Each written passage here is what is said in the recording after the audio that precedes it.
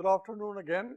I resume the talk right now with the recollection of a simple concept called the quality chain. If you see the slide here, I have the external customer at the top of the diagram there. Inside I have the process, which is the factory or the organization that is trying to provide the services or the products. And of course, I've got the external supplier from which I receive materials, labor, machinery, technology and so on and so forth. That's the external supplier there. Inside, notice I've got a whole chain of people.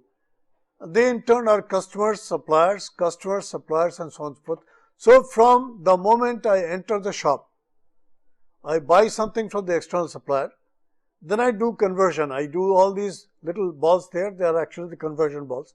Then I end up doing this. Each of these is a transformation unit. Just like the total thing is a transformation unit, these little balls, they are also transformation units. If any of these balls malfunctions, if any of these units, if it malfunctions, that means any of the suppliers is not able to do its job. Ultimately, the external customer is going to suffer. That's like something you've got to remember. So what is it that we recognize here? We recognize the role of internal suppliers. These internal suppliers, they are the people who are supposed to be taking care of all the internal customers. And there are many internal customers, as I just mentioned to you. They are all strung up in a chain. And these people, they all have to be happy.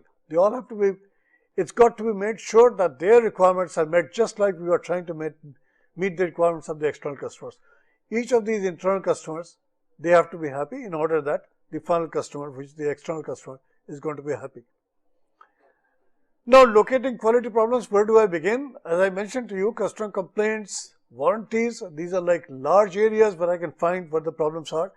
I can also begin my work on quality by doing benchmarking, which is like my operations going on right now. I compare my performance to another company that is in comparable business. And I try to find out, how do they do their business? And are my costs comparable to his? Is my productivity comparable to his? Is my finished quality level comparable to his? If it is not, then there is something I'm doing that is not good enough, because he's probably going to outcompete me in the marketplace. I could also begin by doing 7 tools training. I could also do something called the quality function deployment. That's like an input, a major input to designs. And there is, of course, I can tackle problems by doing Taguchi experiments, which I'm going to show you somewhat later in this series of talks. I could work on continuous improvement projects, which are like Kaizen projects. I could also always do PDCA, which is what Deming wanted us to do. What did Deming ask us to do? He gave us, again, just to remind you, Deming gave us the PDCA cycle of quality improvement. And he gave 14 points for the transformation manager to worry about. Juran came along, he gave us the quality trilogy. That is like something where I need to focus on in order for me to be able to deliver and delight a customer, deliver to and delight a customer. I need managerial breakthroughs. That's also something that I need. I need training and I need cost of quality. These are the trilogy. I've got the breakthroughs, training and cost of quality. Those are the trilogy there. Then of course, Feigenbaum gave us total quality control. That has to be applied at all stages. Ishikawa gave us quality circles, which is a group of people. They come together voluntarily. They look at some shop problem. They try to find a solution to it. And in the process, they might be using 7 tools. Some of those 7 tools they might be using. Phil Crosby told us it's very possible for us to justify action on quality, preventive action on quality. And then, of course, quality becomes free because I remove defects and therefore I do not have losses. And Taguchi gave us some simple ways of designing experiments and conducting trials to make sure I improve processes and I produce good designs. I also make sure that I produce right on target by recognition of the quality loss function, and I come up with something called robust design, which is when the product sustains its good performance throughout its life of use.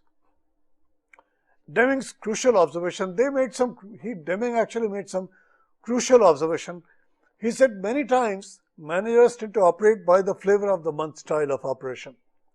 Many times they tend to emphasize short-term profits, and many times they worry too much about performance evaluation at every stage.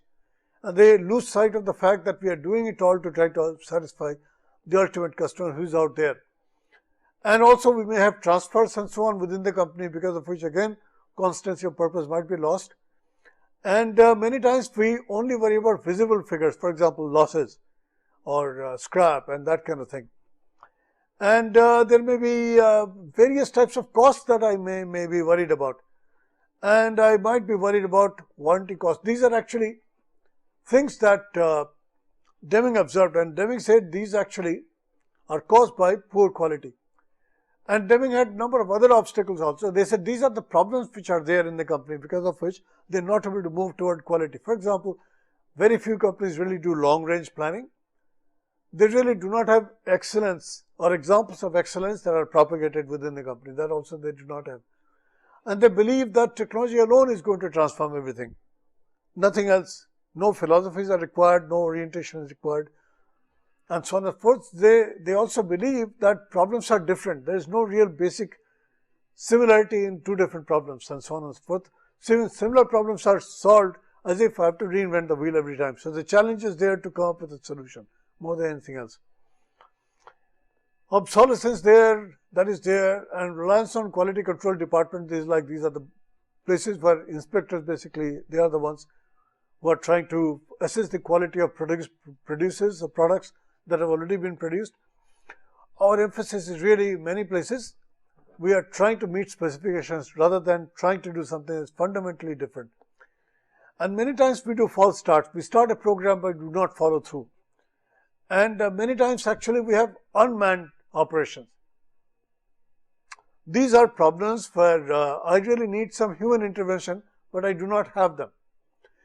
If you do a good job, and these are on various criteria, you can look for an award, and these awards are nationally recognized. For example, if you show good leadership, if you show good strategic planning in regard to quality, if you really have focus on customers and also focus on the market, if you utilize information and if you analyze that information, if you do good HRM, if you do good process management, and if you have also some linkage between your efforts and business results, you could apply for the Malcolm Baldrige National Award. And that's like one award. There is another award called the Deming Award. This is a Japanese award, and I'm going to be giving you some more details later on. But for right now, I'll just briefly mention that the Deming Award, it's really emphasizing use of statistical methods and quality assurance. So this is like there. This is very, very important. But I should also tell you one thing.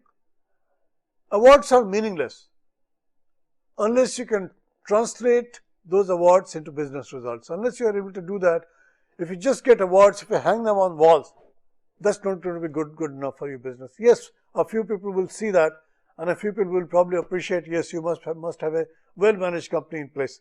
But it does not necessarily always have a link to business results. That's something I've got to worry about. So just winning awards is not enough. TQM actually is a way to try to create customer-focused organizations. And for that, all you have to do is look inside your company. You'll find a whole bunch of internal customers. They are there. Just as you are worried about the external customers, please also worry about internal customers. And there are many of them, and they're spread around in the different departments. Because as you saw that quality chain, you saw that picture of the quality chain, which basically said there are a whole lot of people that are dependent on what other people are doing. Two modes of quality control are there, and you can read the details. There is the detection mode of quality control, which is like something goes wrong, and then you find out that something has gone wrong. And from that, you get a signal that I've got to take some action. That's like one way. The other way is more proactive. The first one is reactive. The detection mode is reactive. But the proactive mode is the prevention mode. Basically, very little inspection is required. Quality control is done right at the source. And we try to eliminate problems and potential problems. That's what we try to do. This impacts cost directly. This also helps improve sales, and it's much more competitive. So do not really put too much effort on detection. Try to see if you could take some preventive steps that in turn will remove the necessity for doing detection. If you look at the transformation process, we got all these as inputs: people, capital, energy, materials, and so on and so forth. And the outputs are going to be goods or services. That's all I really can sell in the marketplace. It is the transformation process that I have to manage. And to be able to do that, I have to really have a process focus. This is something I have to do. I have to look at problems, issues where there are deviations, and I have to look at the transformation process itself. Is it unstable? Are there a lot of fluctuations in the process? These are a couple of things that I need to worry about. If I do that, if I have process focus, I have to really look at all the inputs in the process. Then I have to look at the transformation box. And the consequence is going to be look at the output and see if the input is doing its job. And that's going to be the efficiency or the dexterity or the expertise, in fact, with which I'm able to manage the transformation process. If I'm able to do that, it's going to be a big job done. So there are these causes or factors. For example, if you look at a particular occasion when I've got a process to manage, and all I'm doing here is I'm producing 3-inch long bolts.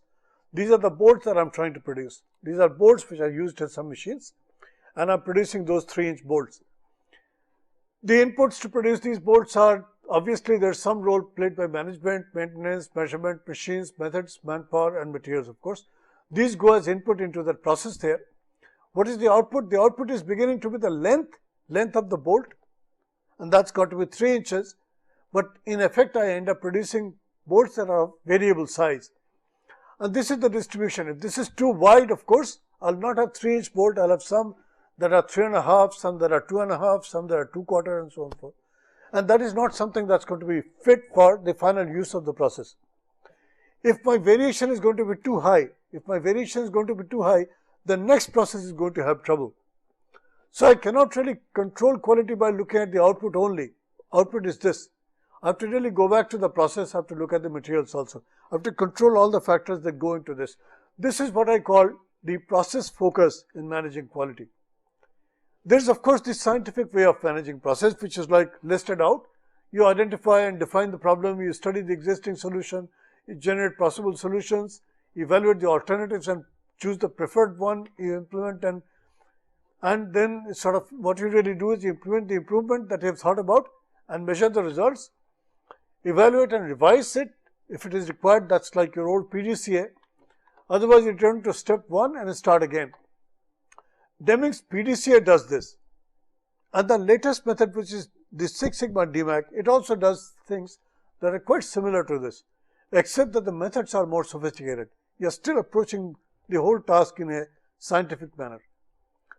In fact, I could do this. I could really do process improvement and quality control. If I could put this in a nutshell, I'll say apply scientific methods and use tools, use the right tools, which is like use some of the general tools, use some special tools, and use some very fine grade tools. And I'm going to be giving you an example here. The general tools like team building and so on and so forth, those are your general tools. Your coarse grained tools are process flow chart and so on. I'm going to be describing these to you again. And the fine grained tools are like Poka-Yoke, DOE, design of experiments and so on and so forth. These are fine grained tools. These are the ones that I utilize when I get into this. There are obviously going to be some obstacles in implementing TQM. For example, communication may be poor, and it's also possible people may view quality as a quick fix for business. They might think there may be other ways to try to fix the return to good profits and so on and so forth, and quality is probably just a quick fix. It should not be seen that way. Emphasis on short-term financial results, that's also an obstacle to TQM. And there may be political reasons why people may not support your thing and so on. And obviously there may be poor training, and also process knowledge may be poor. And I'm going to be giving a handout for that. I have a full page display. I've got a full display which gives you a pretty decent idea of what it's really there in terms of knowledge of a process to be able to reach the point when the process can perhaps be even automated. And that's a level of knowledge that you rise to. You rise to a particular level of knowledge that's extremely good, extremely well controlled, well understood and so on. And there's a slow climb to get there, starting from something that's very, very basic to something that is truly sophisticated. Like the way they designed this little digital watch. This is a pretty sophisticated piece of equipment. And if all processes ran like this, we really would not have any problem at all. And that's better than Six Sigma, by the way. Obstacles in implementing TQM, there is, of course, these problems are there. Company-wide differential quality is lacking, strategic plan is lacking, customer focus is lacking, Employee empowerment is not there. Time to devote to quality initiative, that's also lacking. There is no proper leadership, and there is not enough motivation because the dollars are not visible. The dollars gained are not visible. So what is the summary from all this? You can really see I have the summary of TQM right here, the 4 or 5 points right there. But TQM is the great foundation. Something you have to remember, that if you are moving into quality, begin with TQM. And obviously, it's not going to be the complete answer because TQM does not make the dollar incentives visible. For this, I need to have a more focused process, which is Six Sigma DMAC. And we'll do that as you get into this. I provided you with some links, and these are websites that you can refer to. And all you have to do basically is type these, and you'll be able to get some more details than I provided you here. In a nutshell, TQM is a culture, it's not a program. And there are some examples. You can go to the website, again I've given you the link there, and find out the story of Southwest Airlines, how they became customer oriented and so on and so forth. Approaches to attain quality, there is obviously the traditional approach, and there is obviously the world-class approach to doing this. The world-class approach is what we are really after, and it is really the result of the process. The product is the result of the process which makes it. If the process is correct, the product will be good, and there will be no need to inspect the process. And there are some other methods also which have been incorporated along with TQM, which are also utilized. For example, lean production, teams, flexible specialization, and diversified quality production. These have all come from different places. People who also worried about quality. Besides the Japanese, many other people also worried about quality. It has come from there. And you can also read this up on either on internet or in some good book on quality. What is the role of management here? They are the enablers, they are the culture setters, they are the enablers, they are the culture setters, and they are the supporters. They are not dictators. And to try to get these details, you have to really look up Deming's writings. And Deming has spelled this out in his 14 points. That's like one place you can read up about this. And also, total quality is also about people with new ideas for quality. People have to be empowered, and good communication has to be there in order that people who are probably one of the most sort of live resource, they can also participate in the delivery of quality. And there are several initiatives that I've listed out here which you can also utilize when you're trying to involve people. That's also going to be possible for you. TQM really should guide all functions that you have in the company. So if you look at that, it can really get into concept formulation, finding out exactly what is it that you want to deliver as a product or a service. So you go after the concept itself, proper management, proper control of it, and improvement also. Deming and many others, they gave you a lot of other stuff, and there are certain things that have to be done alongside doing it right the first time.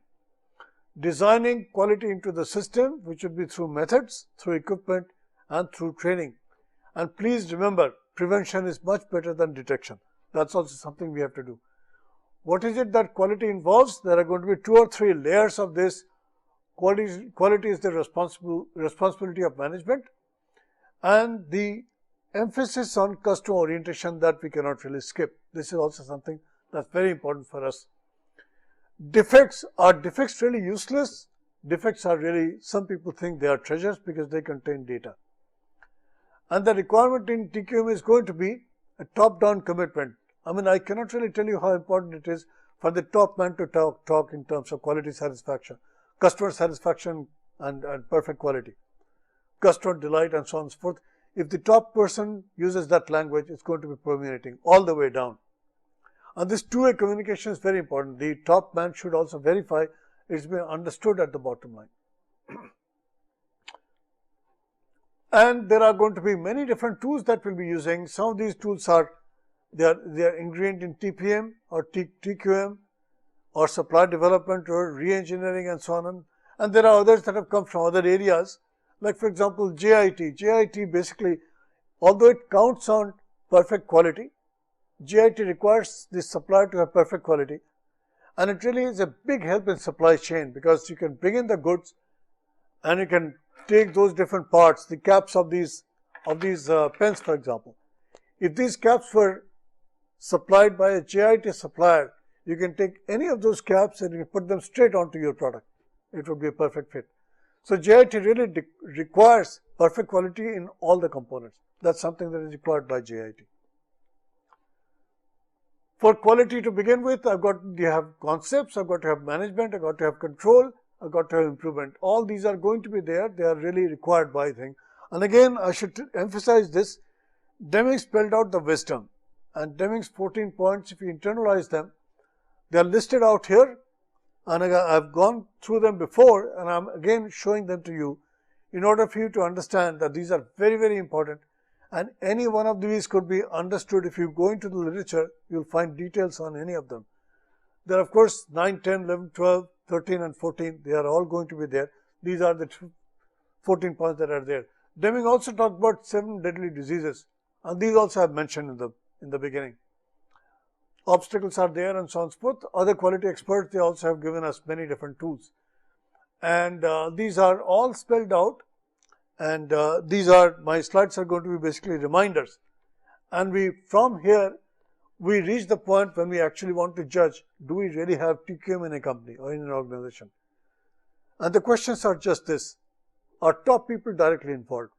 Are they talking quality? Does this company have strong customer orientation? Are they solving problems by systematic methods?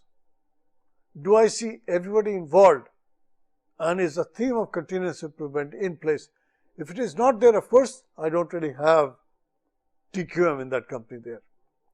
There are various ways to assure quality, and the least progressive one is the one that counts on inspection, that is on the left hand side.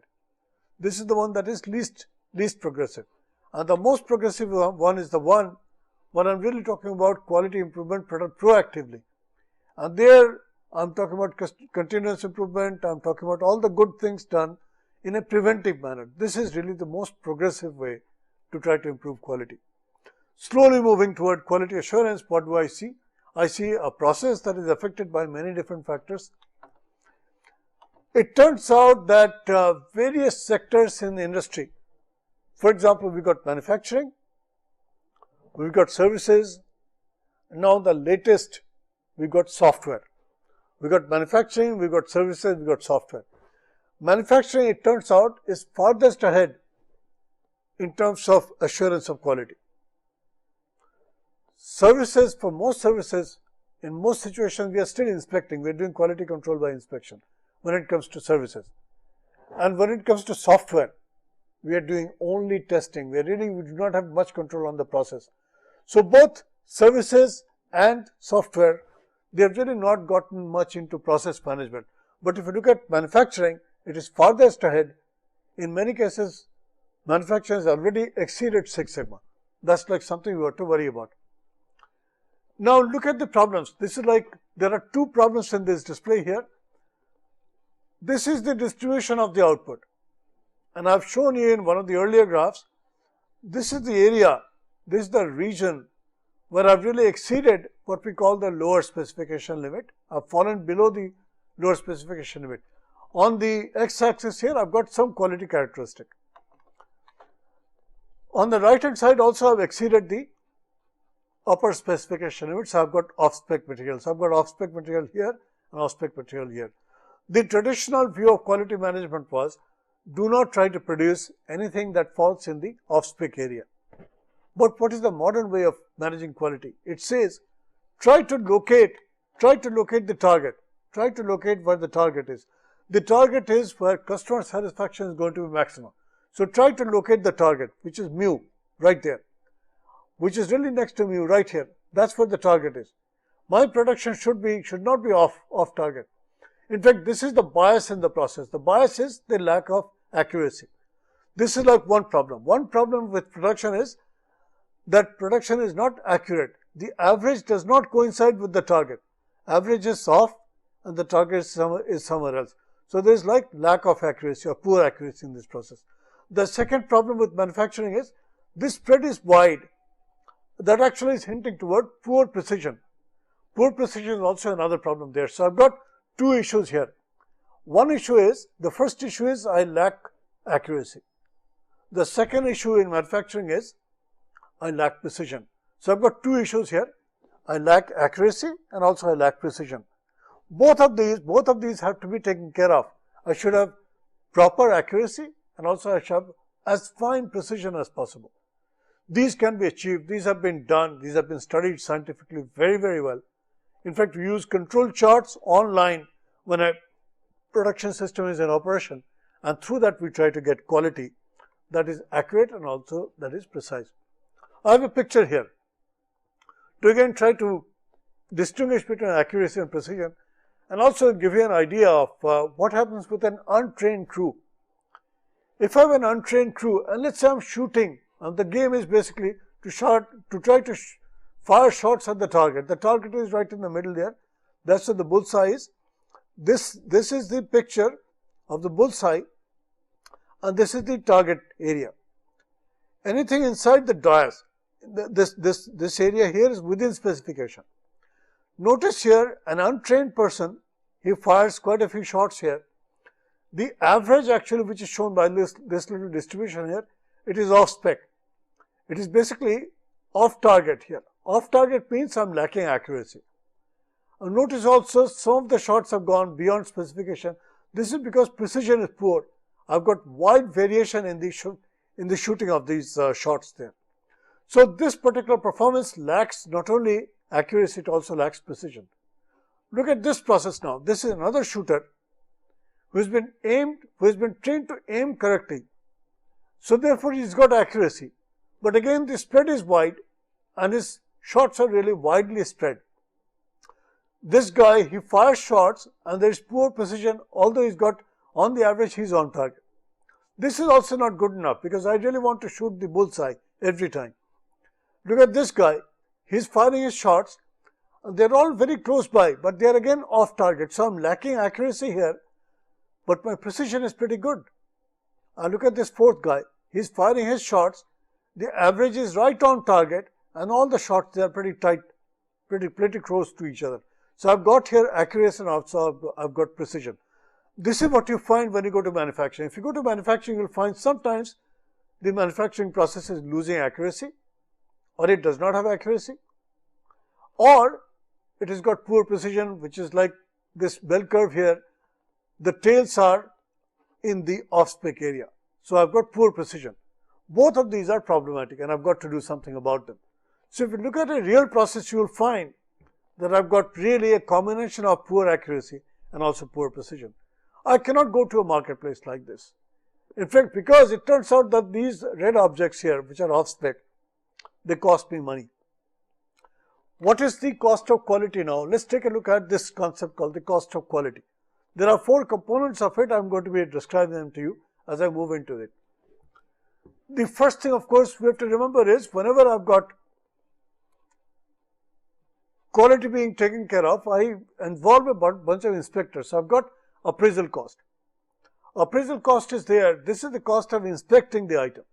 And there's going to be some money spent here in trying to make sure that I inspect the goods that are produced.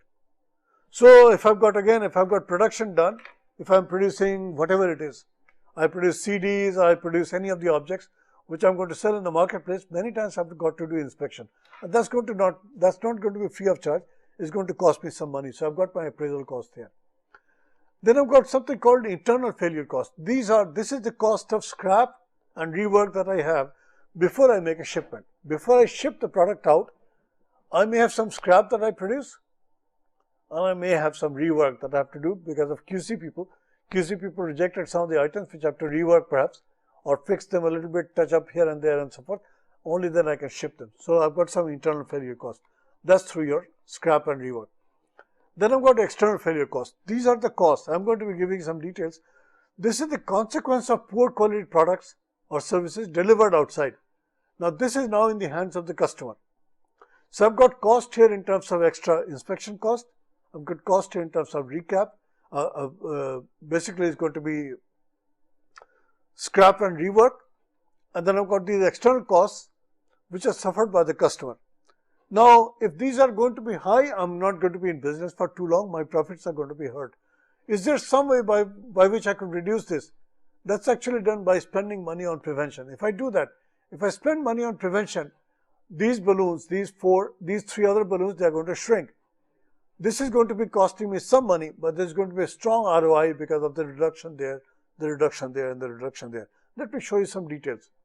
Again, I tell you that these are costs. These are visible costs. These are your internal costs, internal failure costs. Many of the external failure costs, those are here. These are your external failure costs. And many times these are not visible and they're very difficult to quantify. I'm going to give you some details here. So this slide here shows you what different failure costs are.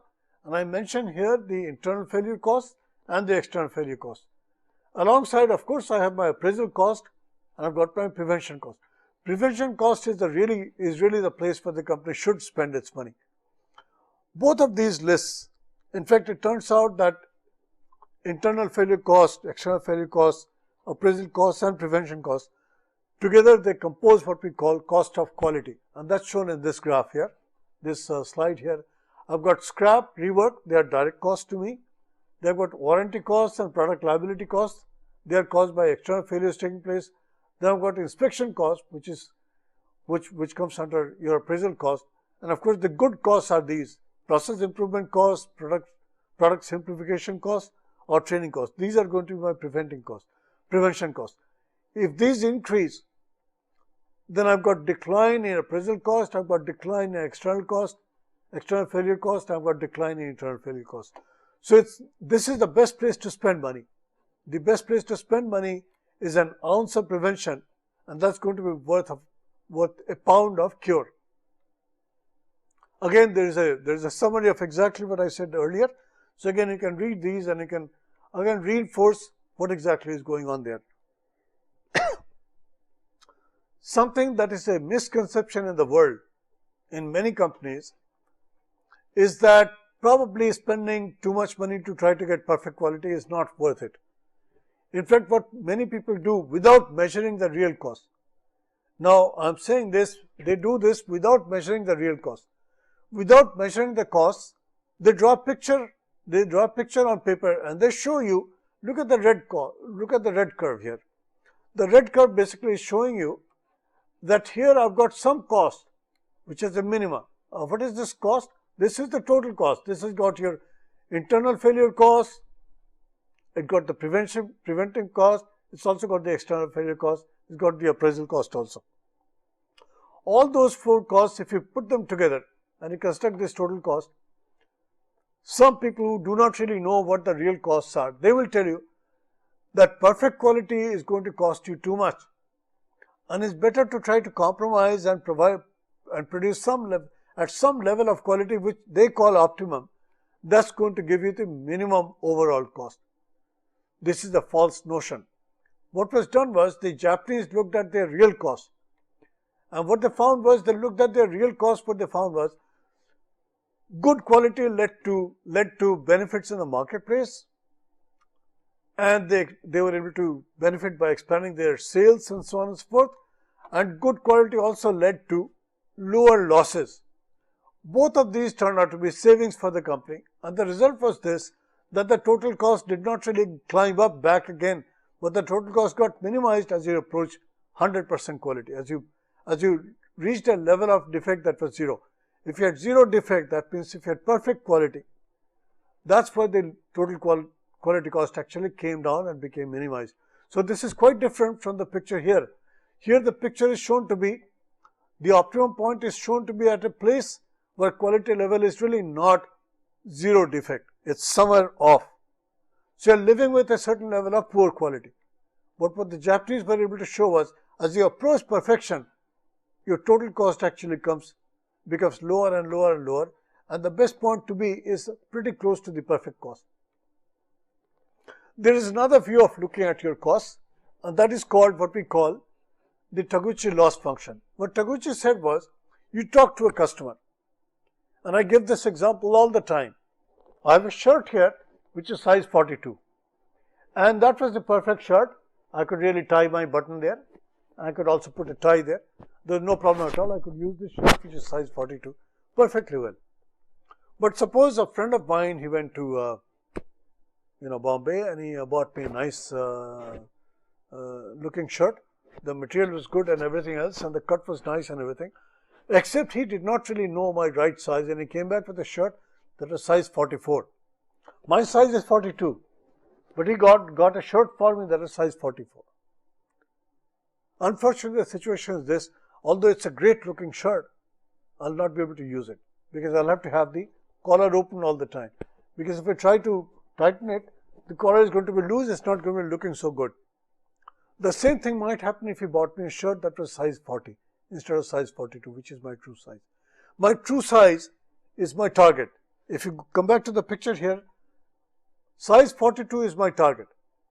That's where my losses are minimum, my satisfaction is maximum. If I go toward size 42, then I go to size, if I go to size 44, 46 and so on, my dissatisfaction with my shirt is going to rise. Maybe it will be at a point where I'm going to throw away that shirt. I'm going to try to find a friend. In fact, I have no friend who is so fat that his size is 46. So probably if this shirt size turned out to be 46, I'd just have to junk it. Or I may take it to a tailor and ask him, somehow do some, cut and paste or whatever they do. I'm not sure what the tailors do. But I'll say resize the shirt and give it to me because I like the material and so on. First, I'd like to use that shirt somehow. But do adjust the collar before I use it. On the other hand, suppose my shirt size was loose, was tight, and therefore I ended up with a shirt that was size 40 or size 38 or something even below that, size 36. I'd never be use these shirts, never be able to use these shirts. The result is this: again, my dissatisfaction with the shirt that I bought would go up. Now, generally speaking, what happens when you specify something? When you try to convey your requirements, we try to sort of say, well, if I'm buying something, I'm going to give you an upper spec limit and I'm going to give you a lower spec limit. And anything in that area, anything in this area is okay. And anything outside, on this side or on this side is not okay. But anything inside is going to be okay. This is a general perception. Whenever I'm conveying my requirements or I'm talking to a customer, I ask for a specification. I say, give me your specification. But what do? We normally say, well, my size is 42, that's my target. So I tell him that my target is this. Please see if you could provide me something that is size 42. If you provide me anything different from that, you must have noticed that when you purchase shoes, your ideal size is your ideal size. It could be 7. If we got something at 6.5 or 6, you won't be able to use that shoe. And again, if it is 7.5 or 8, again, you will not be able to use a shoe. So in fact, your dissatisfaction is going to go up as you go away from the target. If you go this way or if you go this way, this is your dissatisfaction.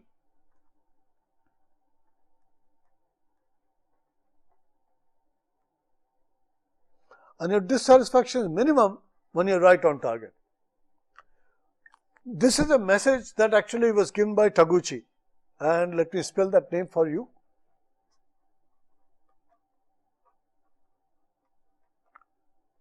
Taguchi is a Japanese quality expert who ended up telling us society always incurs a loss the moment performance goes off. It goes to the right or to the left of the true or the ideal value. This is something that he conveyed by using this, and now I'm going to be using the slide that's on the screen here, the Taguchi loss function. This picture is for the Taguchi's quality loss function. That's this picture there. It's a way to try to convey to other people what quality really is. Then there is something that we also have to remember. There's some issue of ethics also in quality. That also is something that we've got to remember. Substandard work may be there, and some companies may have the tendency to pass it on to the consumer and hope that he will not notice. Defective products may be passed on, substandard product services may be provided, poor designs may be passed on, shoddy workmanship, that also may be passed on, substandard parts or materials may be used. But you have the knowledge of these things, and if you don't tell the customer, if you don't take corrective action, that is plain unethical. Not only it is bad manners, it's also unethical. You don't deserve to be in the marketplace. You don't deserve to be commanding the same respect that an honest businessman does. Because your customer has some trust in you. If you break that trust down, you really don't deserve to be in business. This is something you've got to remember. I'm now going to be entering another area where I'm going to be illustrating to you some tools and techniques which are utilized in TQM. These are also the tools that are utilized by people who work in quality circles. Let's start by going into what we really are after. TQM, again, like I mentioned to you earlier, it's a culture, it's not a program. And it's a culture for orienting your mind, somewhat differently. You'll start thinking of, like the top man would be involved directly. You'll have strong customer orientation. The moment you have a problem, you'll apply basically standard methods or proven methods or systematic problem solving methods. Everyone in the company would be involved in trying to tackle the problem, and you'll have the theme of continuous improvement. These are like, if you're practicing TQM, you'll be doing these things. Let's see how we do that. Again, I don't have to remind you again, these are the things that you should see the moment you have TQM. TQM encourages problem solving at all levels. In fact, this could start right at the shop floor. This could go all the way, depending on the level of the seriousness of the problem. It could rise right to the level of where strategies are formed by top management. It could do that. There are certain techniques which are utilized.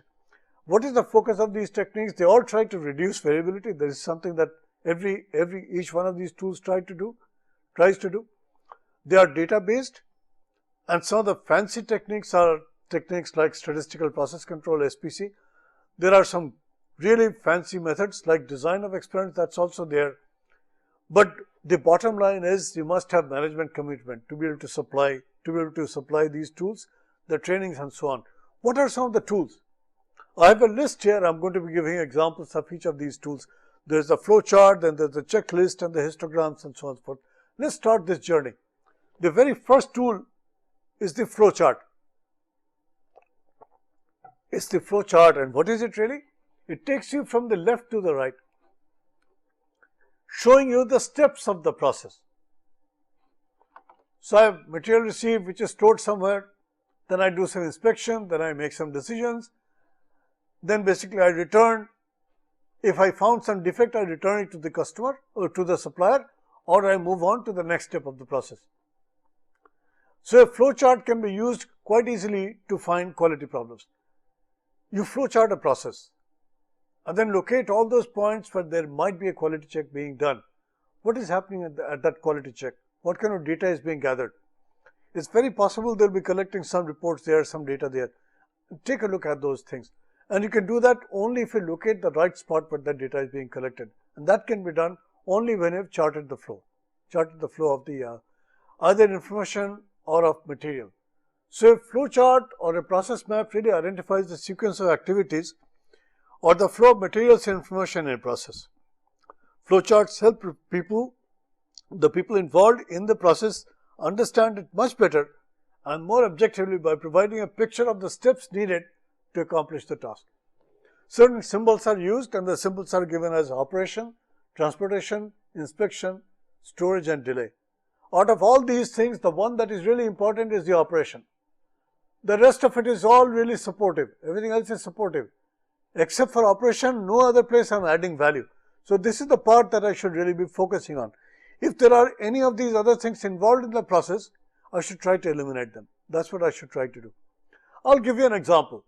And I list out some of the benefits which you can really look up by just reading them. Let's take a look at one of the examples.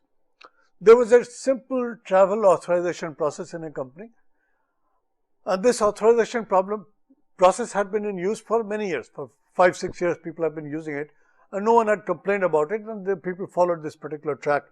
And it went like there was an operation, then there was a transportation, then there was an inspection done. Again, some operation was there, some transportation, and this, what is being transported here? Some piece of paper actually, which is picked up from somewhere, a little piece of paper on which some material has been written, and that piece of paper is floated through the system, and it goes from one end to the other, and that piece of paper is flowing through and is following this particular chart here. This is how the paper is flowing. The paper is flowing right from the beginning to the end. In the original process, it took about 4 or 5 days for the authorization to come back. It took about 4 or 5 days. If there were no problems, it took about 4 or 5 days for the authorization to come back. This is a very cumbersome and a bad process. Someone drew this flowchart. Before the flowchart was done, of course, nothing was really done. And let me tell you how this was done. Some particular person has a rush job, had a rush job. He had to visit a customer in a rush manner.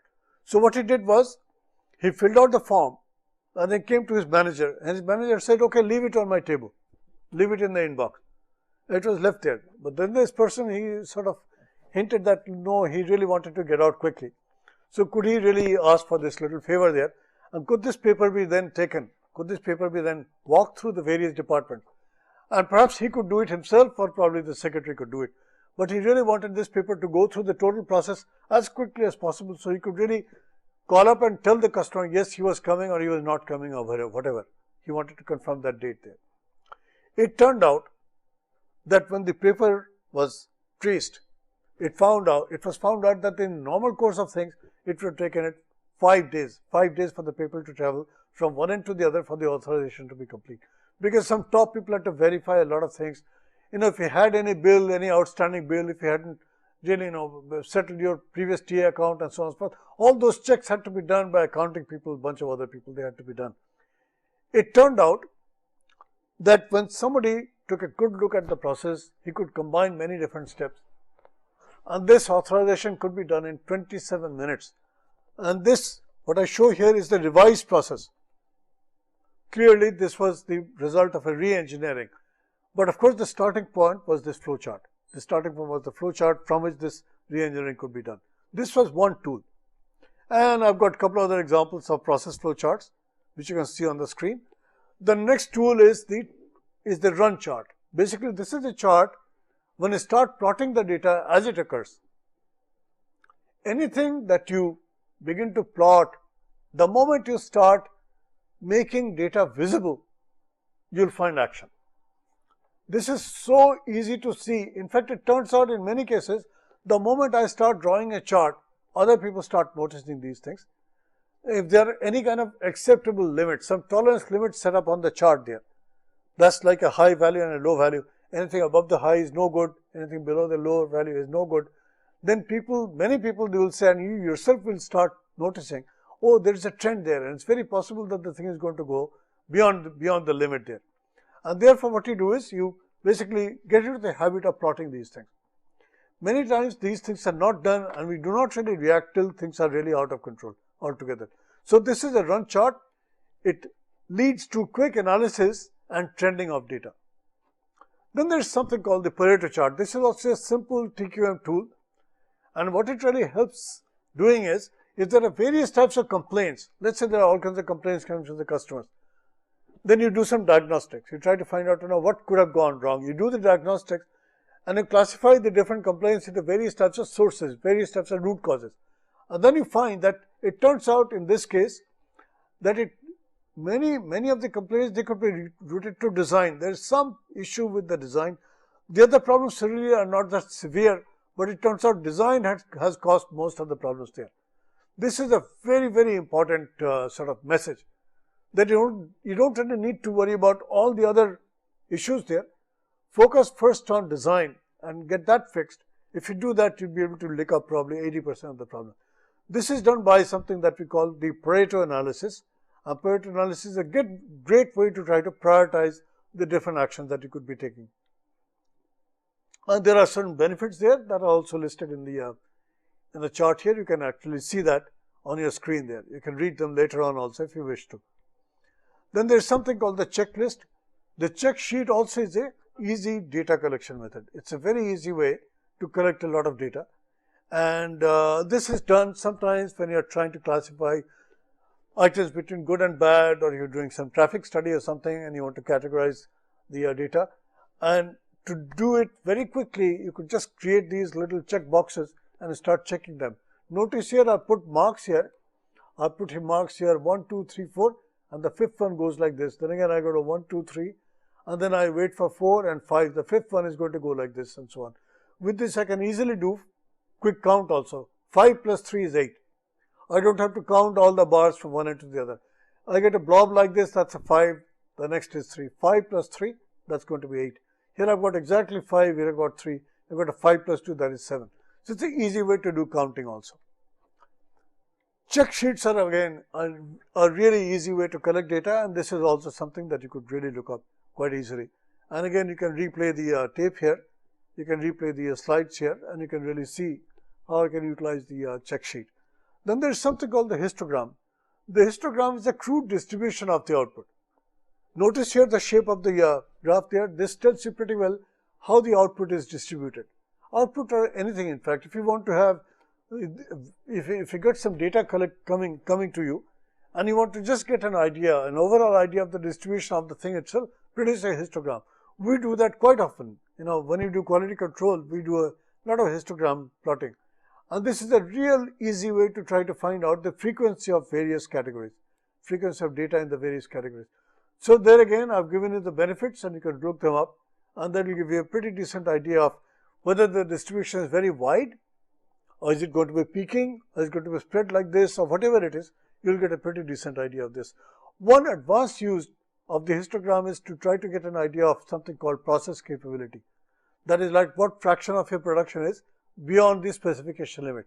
That also can be done. If you plot the histogram, if you find that the tails are outside the spec limits, you know right away your process capability is not good enough.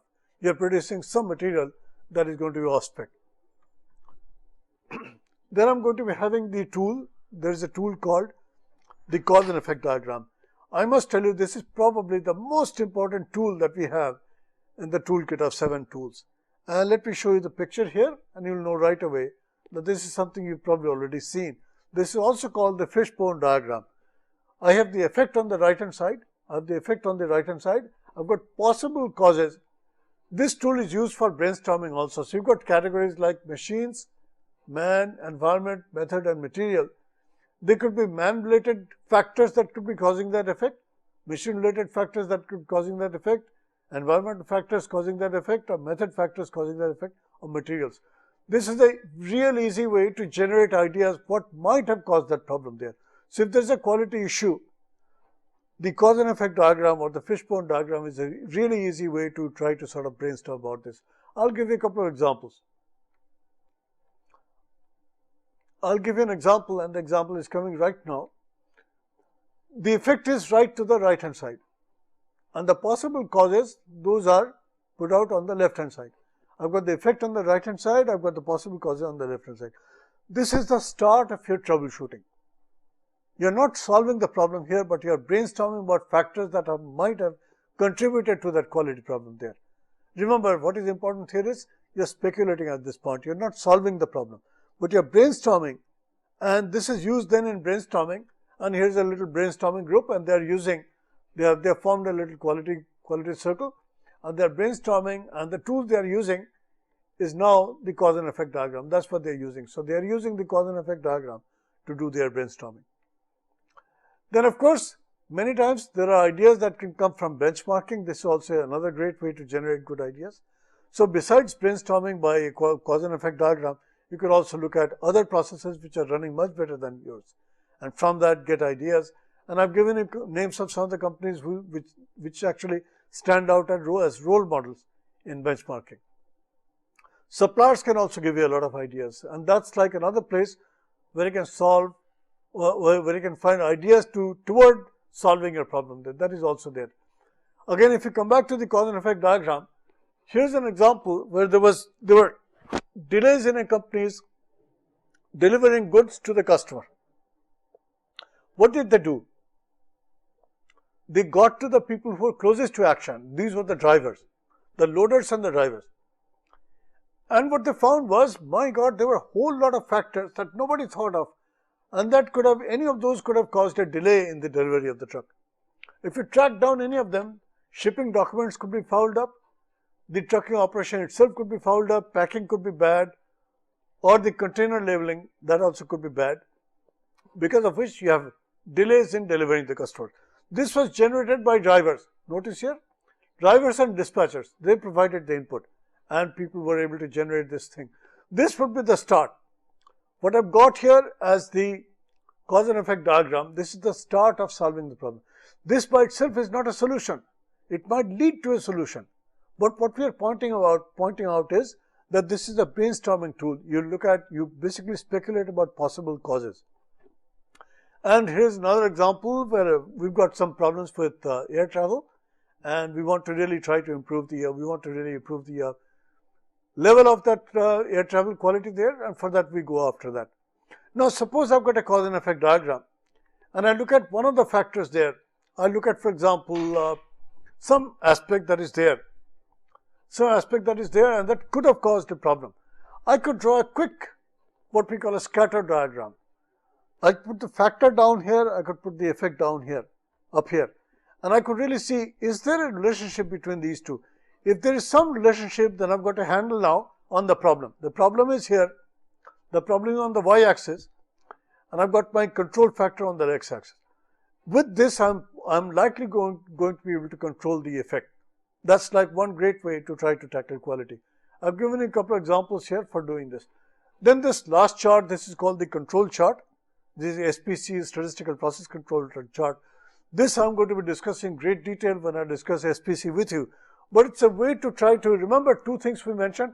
We mentioned the issue of accuracy, and also we mentioned the issue of precision. In a general manufacturing process, both of these could be problems. I could have problems of accuracy. I could also have problems of precision. Both of these can be kept in control by use of the control chart. The control chart itself becomes the greatest tool for doing this. There are two types of charts used here, the X bar chart and the R chart. I'm going to be giving you details on them. So where am I now in regard to my march on quality? I'm right down at SPC when I'm talking about control charts. And control charts, they are a great way to try to keep a process in control online. Very, very important. And there are certain signals that are provided by the control chart. And if you keep going this way, if you have a control chart that's also partially automated, because automated data collection is possible in many cases, you must start with a chart that starts with a wide variation, showing initially that there is poor precision, also poor accuracy. As you move slowly toward it, your precision may improve and also your accuracy may improve, and you end up with a much, much better process. This is really where you'd like to go to. So the 7 tools that we've looked at, this is basically a summary of it. We've got the run chart, histogram, control chart, Pareto chart, flow chart, scatter diagram, and the cause and effect diagram.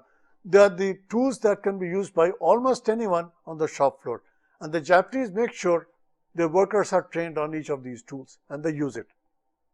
I'll continue with this, and let's just take a small break and then we'll go on to the next lecture. Thank you very much.